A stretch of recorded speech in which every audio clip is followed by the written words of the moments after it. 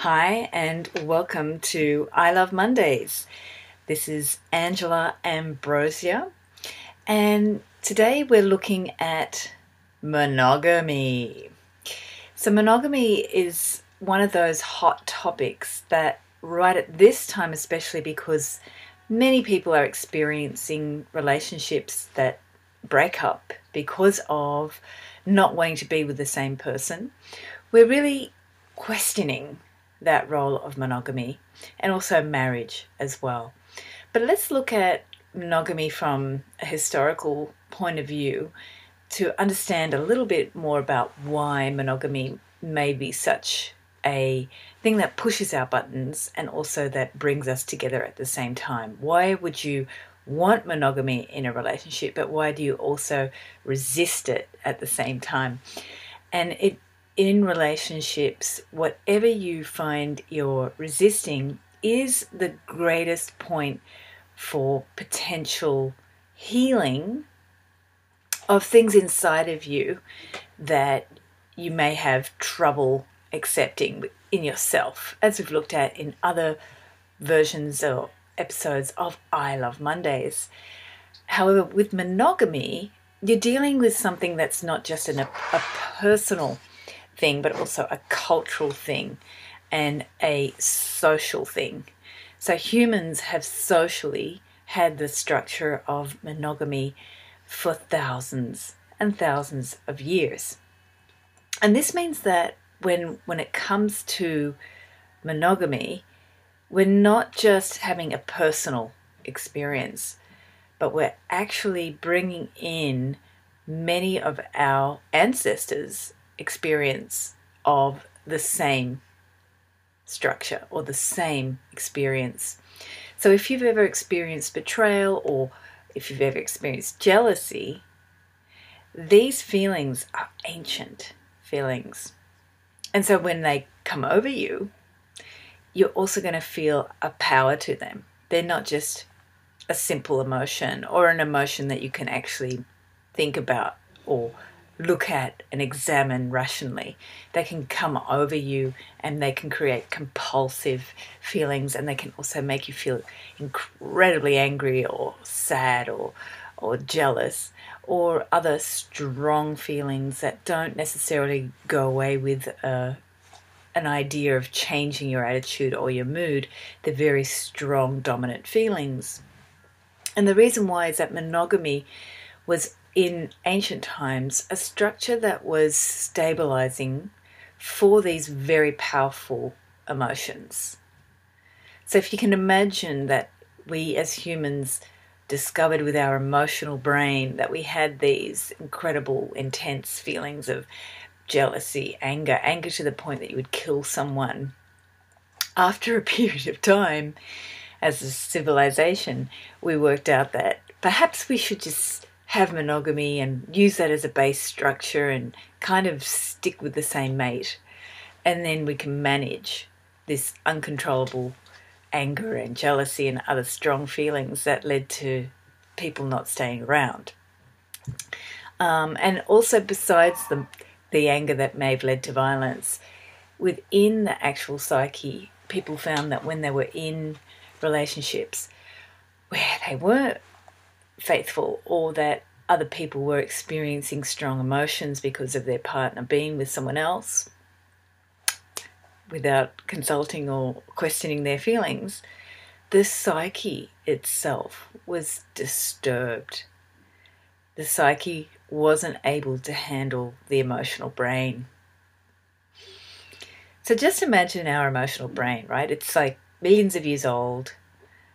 It came along to protect us from lions or tigers or the big animals out there. And remember that was fearful and start triggering our hormones to get out, or give you incredible human strength with that adrenaline to run faster or to chop something quickly or to just kill with all your might. This also became unbearable emotionally. Strong human emotions can be unbearable. They actually can destroy your mental stability and your integrity of self. Monogamy taps into these really deep, unstable feelings. And when we get them today, because we don't have tigers and we're not running away from large creatures, we really only have ourselves to go into and struggle with, we end up turning a lot of our destructive psyche into ourselves, thinking there's something wrong with us, hating the other person, wanting to get revenge but not taking action. So we start thinking about how bad the other person is and blaming, and piece by piece attacking and critiquing them. And then in the psyche, that ability of monogamy to really destroy everything that was precious about monogamy in the first place starts to eat away at the structure of monogamy itself. So you'll see that now with a lot of increasing divorce rates or increasing breakups, or what they say statistically are that people are having more affairs. We're not sure about that. I'm still out on that one because I'm not sure if we're actually aware of people having more affairs, or that divorce and breaking up is such a common thing that people are actually sleeping with someone else and then they just leave the partner, which I think is more the case, that we're actually having more relationships end because it's not expected that you're supposed to stay in with that one person anymore, whether it's a good relationship or not. There's no pressure to really stay. And I don't think we need to increase the pressure. But what's happening is that people are actually learning that an unstable psyche is something that they just live with, and it's part of relationships. And while we've always had these dark emotions or heavy, intense ones about jealousy or breaking up or leaving someone, I think the problem that faces us now is more interesting, because you really do have to go inside and see all of your judgments about yourself, about pain, about someone else hurting you, and find how to forgive or how to let go or how to just be yourself without going crazy. So monogamy is a very important part of our cultural shift.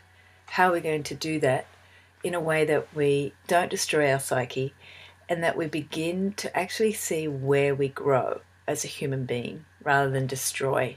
And I don't mean hurting other people only. I mean how to actually overcome any feelings that you're not good enough, or that the other person is an evil XYZ and deserves to die. So let's focus on any feelings that we may be having around not being able to cope with the intensity of the relationship. Whether it be you're dealing with a monogamy issue, it doesn't really matter. Intense feelings in relationship, as we looked at in Choose a Relationship, make us push the other person away because we think we can't handle the intensity of the feeling. So it's easy to get out. And that's why so many relationships end, because people just go, oh, I don't really want to do this. I don't have to do this. That person is blah, blah, blah. I'm feeling XYZ. I don't want to feel this. So let's create today, with the energy transfer, a place where we actually begin to see any uncomfortable feelings.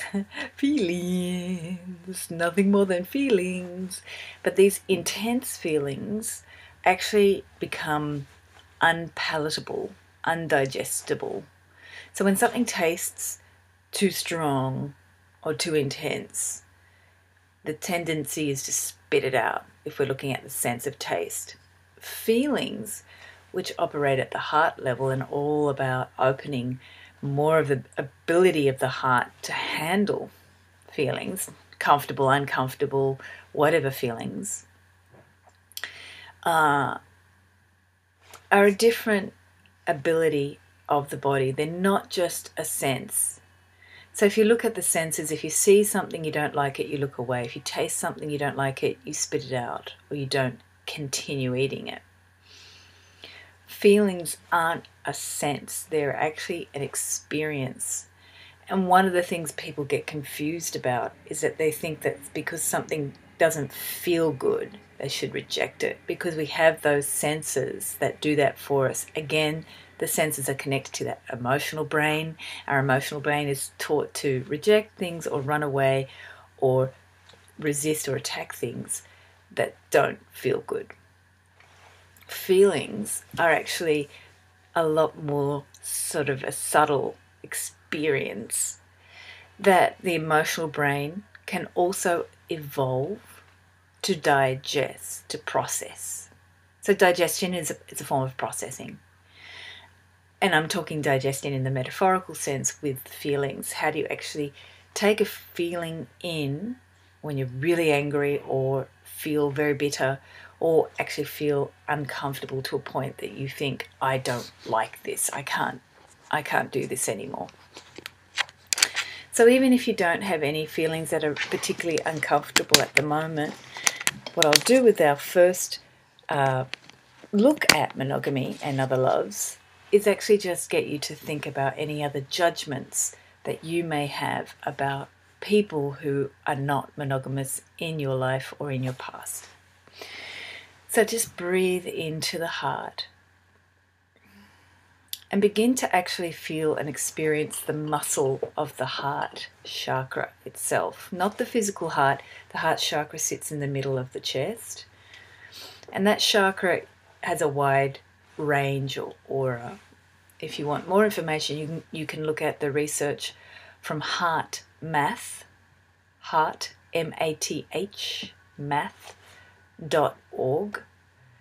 They actually measure the electromagnetic field of the heart itself, the physical heart, but also that's the heart chakra. So the heart muscle of the heart chakra,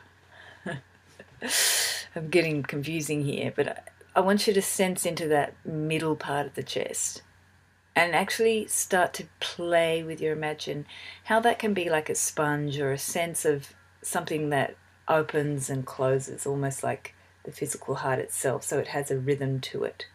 If you can't feel anything, don't worry about it. Just imagine or visualize something there, almost like a glowing light or a field. So it starts to actually have a pulse or a breath or a sense that it can open and even just close off a little bit. Open and close with your breath.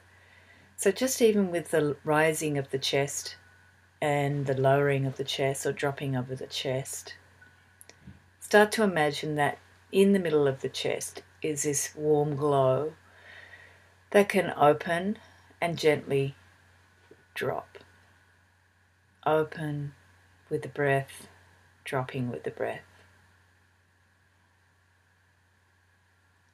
And then visualize the shoulders also expanding, widening. So the tops of the shoulders widening, almost like you've got lapels or those fancy things. Epaulettes, I forgot the name of it. Epaulettes from a soldier's uniform. So those shoulder pads or epaulettes expanding.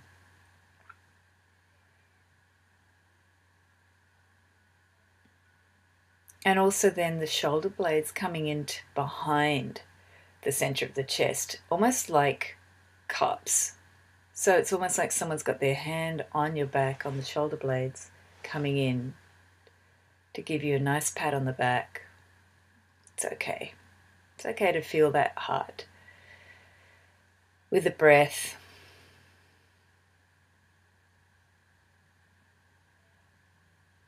and then in the center of the chest again, visualize the golden light. So with the energy transfer known as Diksha, the light is actually coming in from above the crown into this beautiful nest of your heart, the center of your heart energy. And you can start to visualize that golden light in the heart, just glowing like a furnace, opening up to that golden light, receiving and also combusting or being energized with the golden light coming in from above the crown.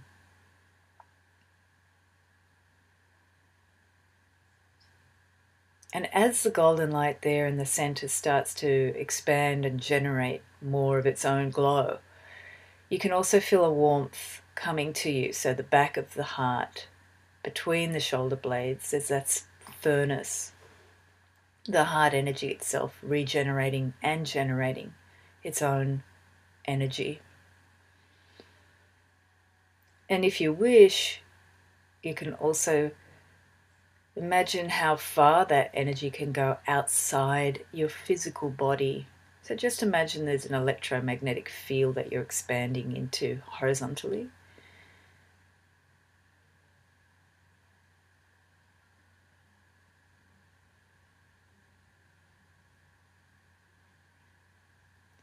And then bring that field back closer to you. So you can have it about 3 feet around the body. So some of us can visualize, some of us can sense kinesthetically, and some of us with the words field may sense a field or a circle of energy around the body. Others may struggle to even do any of that. So it doesn't matter. Just know that we're visualizing that field of energy around you that extends from the heart. And if you like, you can go to the website heartmath.org later and have a look at some of the electromagnetic fields that they represent there.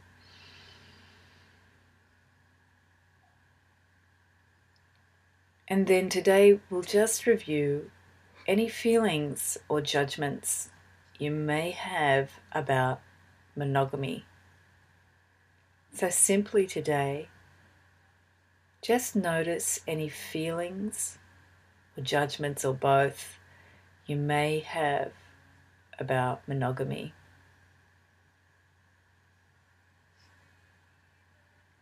Are there any uncomfortable feelings?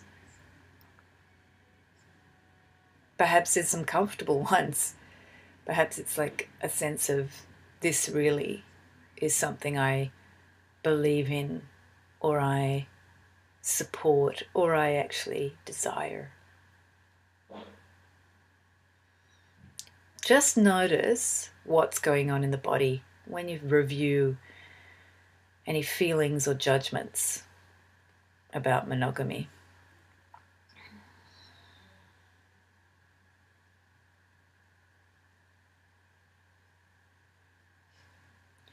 For some people, monogamy can be oppressive. So even though this feeling of oppressiveness may be for someone, it may not be the same for someone else. So just acknowledge what you're feeling right now and just notice what's going on in the body.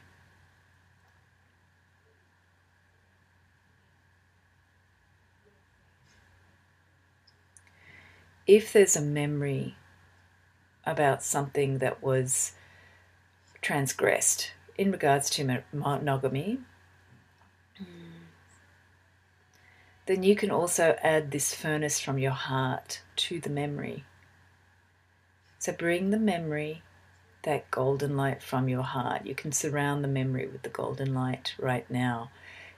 So the most important thing is with that heart energy to surround uncomfortable feelings with your own furnace of love, with your own golden energy if you wish, or just simply your heart chakra's ability to expand and accept or surround that feeling. So if there are any uncomfortable feelings, visualize that feeling receiving the golden light now.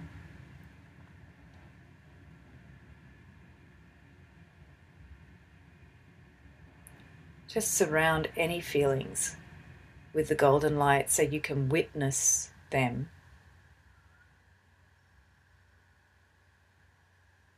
And disengage any tendency to turn away or resist or judge.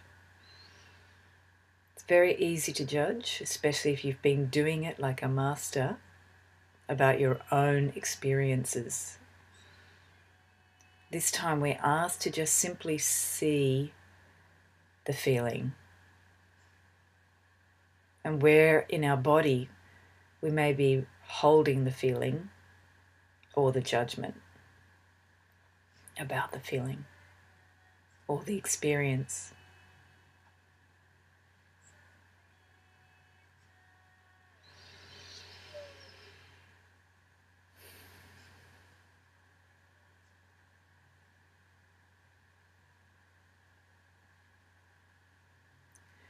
So coming back to the heart, as you feel the golden light there, your furnace of love, ask that you begin to accept whatever is coming up for you. Each individual on this planet is so unique. Their experience is unique. So your job is to accept what happens for you in your heart so that you can create a love for yourself that then empowers others to be accepted for who they are. So ask now in your heart to be able to accept all that comes up for you with grace, ease, and joy. Even the uncomfortable feelings can be accepted with joy when you ask for it. And feel that heart energy. With the breath now, expand into the heart with the breath.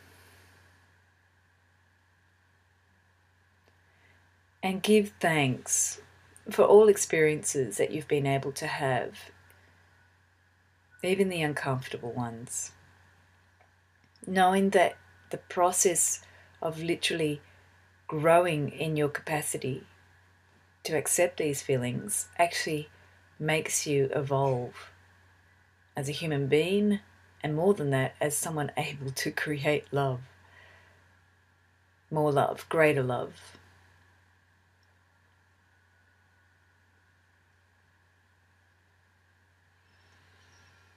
And with the breath, take your energy all the way from the top of the head down the body, grounding your energy into the feet and the earth.